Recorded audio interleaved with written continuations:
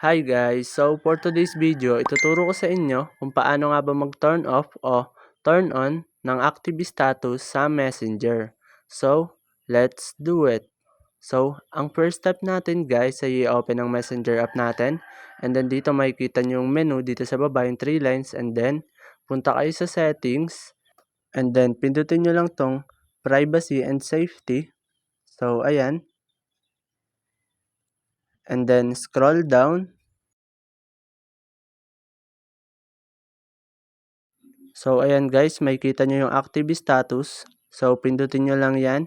And then, ayan guys, dito, pwede nyo nang i-turn off o turn on ang inyong active status. So, ganun lang naman kadali guys. So, ayan, papakita ko sa inyo. So, ayan guys, pindutin nyo lang yan, turn off. So, ayan guys. So, ganun lang naman kadali mag-turn off guys. So, ayun lang. Thanks for watching.